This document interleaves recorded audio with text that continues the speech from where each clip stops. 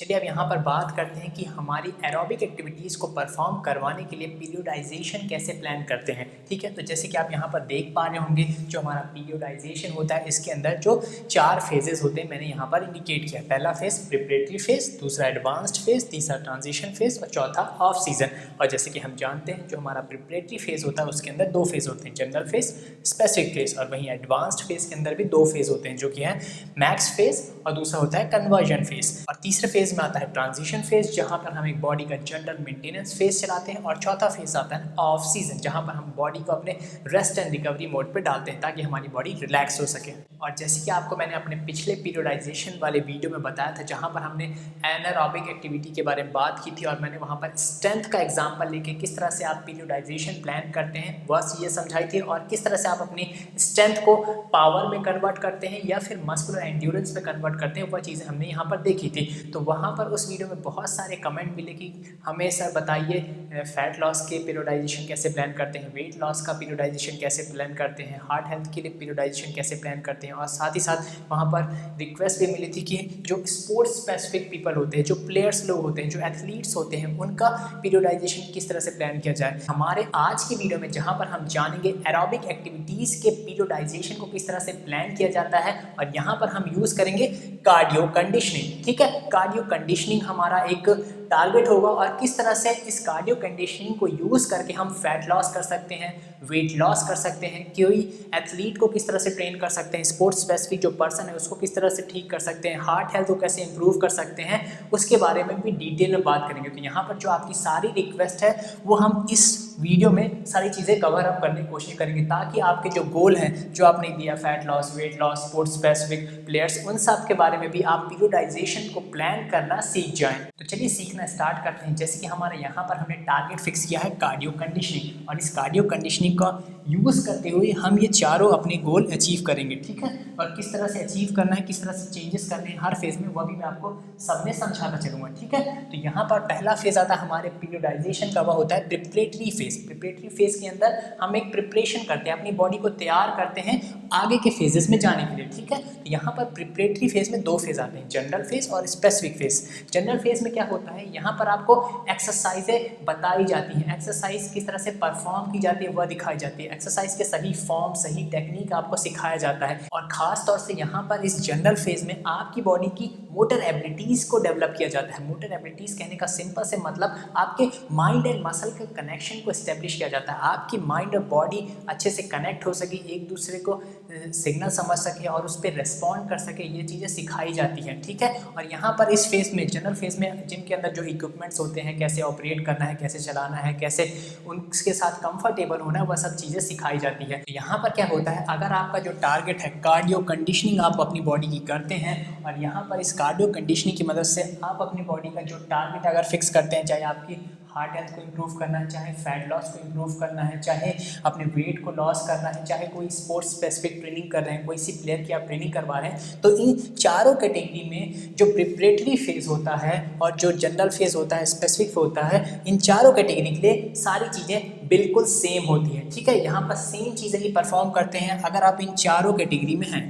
ठीक है, तो यहाँ पर अगर आप अपने फैट लॉस करना चाहते हैं, वेट लॉस करना चाहते हैं या कोई स्पोर्ट्स की पर्टिकुलर ट्रेनिंग परफॉर्म करना चाहते हैं, फॉर एग्जांपल आप फुटबॉल प्लेयर हैं, तो फुटबॉल प्लेयर को किस तरह से प्रिपरेटरी फेज कराना है, तो सारी चीज़ें सेम रहेंगी। तो यहाँ पर आपको करना क्या होता है, जनरल फेज में हमको स्टेडी स्टेट कार्डियो परफॉर्म करना पड़ता है।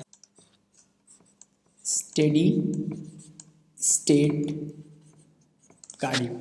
ठीक है, यहाँ पर यह स्टेडी स्टेट कार्डियो क्या होता है आप अच्छी तरह से जानते होंगे। ये एक ऐसा कार्डियो होता है जहाँ पर स्पीड का फ्लक्चुएशन नहीं होता, जहाँ पर इंटेंसिटी का फ्लक्चुएशन नहीं होता। कहने का मतलब आप जो चीज़ परफॉर्म कर रहे हैं बस उसी को ही परफॉर्म करते जा रहे हैं, सेम स्पीड में परफॉर्म करते जा रहे हैं, वहाँ पर आप ज़्यादा जोर नहीं लगा रहे हैं। फॉर एग्जाम्पल आपने साइकिल चलाना स्टार्ट किया, ठीक है, 5 किलोमीटर पर आवर की स्पीड में। ठीक है, तो इसी स्पीड को आप मेंटेन करते जा रहे हैं, मेंटेन करते जा रहे हैं, मेंटेन करते जा रहे हैं। यहाँ पर आप स्पीड को बहुत नहीं बढ़ा रहे हैं, ना ही बहुत जोर लगा रहे हैं, ना ही कोई रेजिस्टेंस चेंज कर रहे हैं मशीन का। ठीक है, तो यहाँ पर रेजिस्टेंस भी चेंज नहीं कर रहे हैं और ना ही स्पीड चेंज कर रहे हैं, जिससे क्या हो रहा है कि आपके जो स्पीड का फ्लक्चुएशन है वह भी नहीं हो रहा है और जो आपकी इंटेंसिटी का फ्लक्चुएशन है वह भी नहीं हो रहा है। तो इस स्टेडी स्टेट कार्डियो में क्या करना है, आपको सेम स्पीड मेंटेन करके चलनी है, सेम इंटेंसिटी मेंटेन करके चलनी है जितनी देर भी आप ट्रेन करते हैं। हैं। यहाँ पर जो जनरल फेज होता है प्रिपरेटरी फेज का, यहाँ पर जो ड्यूरेशन होती है, कितना देर आपको जनरल फेज में टाइम व्यतीत करना है, टाइम बिताना है, तो यहाँ पर जो टाइम होता है वह होता है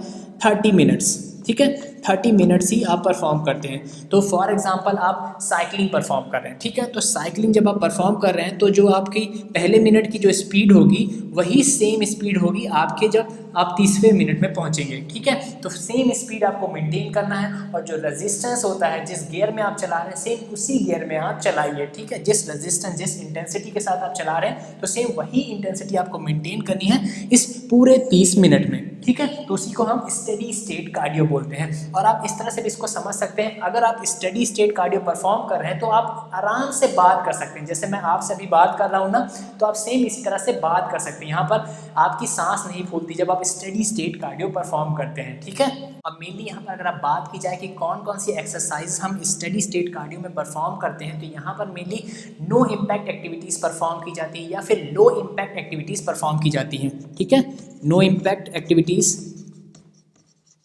या लो इम्पैक्ट एक्टिविटीज़।